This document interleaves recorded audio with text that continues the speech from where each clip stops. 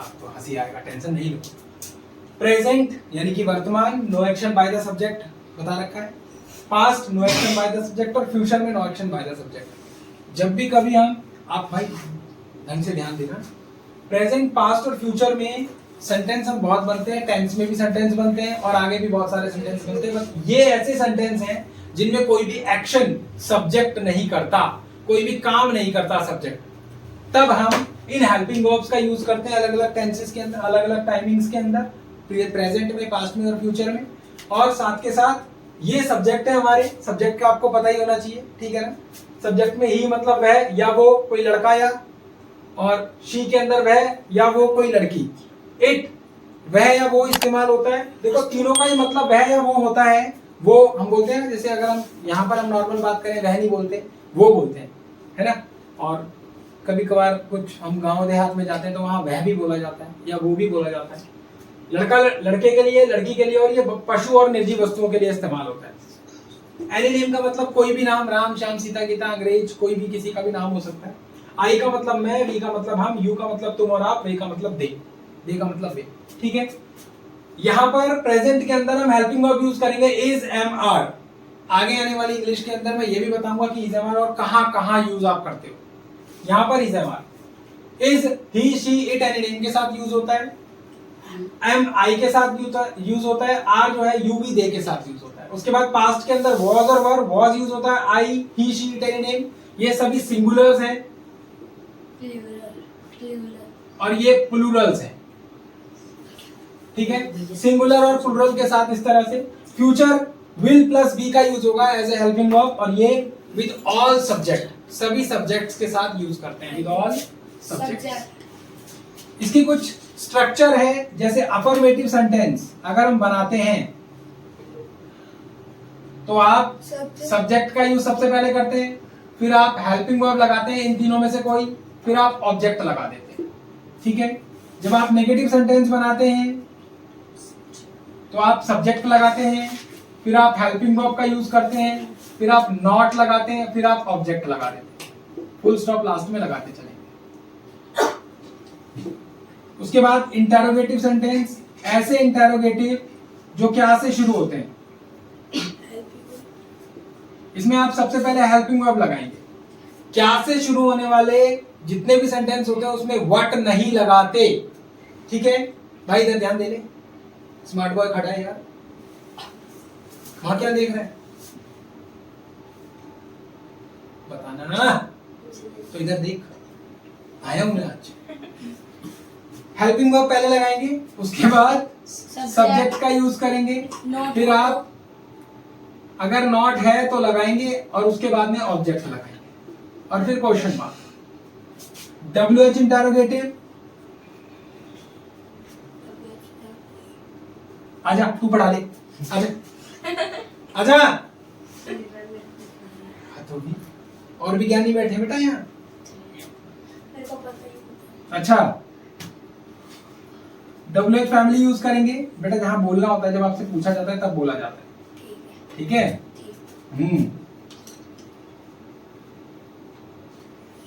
तो male teacher है, female teacher तो इशू बना देती है इन सब चीजों का, सीरियसली। कई स्कूलों के अंदर देखने को भी मिला ये सब चीजें। हमारे स्कूल में तो हुआ था, देखो आप, मेरे साथ ही तो हुआ था। जिसने भुगत रखा है वही बोल रहा है, बताओ। ये दूध का जला हुआ है फिर भी मतलब जो है फूंक नहीं मार रहा है, बताओ, सफेद चीज को देखकर है, दूध का जला हुआ है। ये चार और हमारे पास में तरीके हैं, स्ट्रक्चर हैं, इनका अपन को यूज करना है बेटा। इनके यूसेज से ही हमारे को पूरा का पूरा हमारा सेंटेंस बनेगा, चाहे वो कोई भी सेंटेंस हो। एक नॉर्मल सा सेंटेंस है क्या, कि वो मेरा मित्र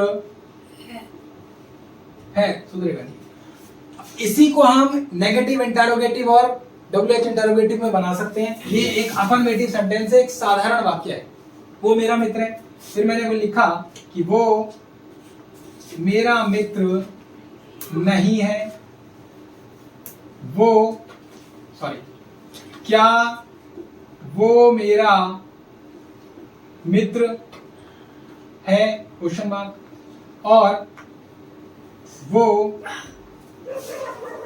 तुम्हारा मित्र कब से है, वो तुम्हारा मित्र, यानी कि उसकी और तुम्हारी दोस्ती कब से है। इन सभी के अंदर आपसे कुछ एक सवाल पूछा जा रहा है या कुछ बताया जा रहा है, सभी के अंदर कोई काम नहीं हो रहा, किसी प्रकार का कोई काम एक्शन नहीं हो रहा है, वो मेरा मित्र है। आप देखेंगे है में लगा हुआ है तो सब कुछ प्रेजेंट के अंदर यूज होगा। वो या वह मित्र है, कोई लड़का है तो he is my friend, he is my friend, वो मेरा दोस्त है, वो मेरा मित्र है। वो मेरा मित्र नहीं है, he is not my friend. कितना इजी है। No action by the subject बहुत इजी है। आप अपनी जर्नल हर जगह पर इन सेंटेंसेस को यूज करते हो। सबसे पहले आपके टीचर बोलते हैं बेटा एप्लीकेशन याद कर लो। उस एप्लीकेशन के अंदर जो पहली लाइन होती है, हाँ, वो आप यही यूज करते हो। I am a student of class 7 या क्लास 8 क्लास 9 जो भी है, ठीक है ना। वो क्या है, आई एम अ स्टूडेंट, मैं छात्र हूं इस कक्षा का। ये क्या बोला आपने, ये no action by the subject. आप एक इंफॉर्मेशन दे रहे हो, देखो पहला ही सेंटेंस ये वाला होता है, आप उसमें टेंस ढूंढ लेते हो। आई के साथ जो है एम लगा हुआ है, आई एन जी लगेगा अगला वाला, टेंस ढूंढने लगते हो। टेंस नहीं ढूंढना, इनको भी समझना है थोड़ा सा, ठीक है ना। इस तरीके की बहुत सारी चीजें। क्या वो मेरा मित्र है, इज ही माई फ्रेंड। और उसके बाद वो तुम्हारा मित्र कब से है। कब मतलब होता है बेटा व्हेन। व्हेन, कब से के लिए क्या वर्ड यूज करते हैं, कब मतलब व्हेन, कब से। When from? या तो सिंस व्हेन यूज करेंगे या फ्रॉम व्हेन यूज। आप सिंस व्हेन यूज करेंगे। Since when, since when, since when कब से।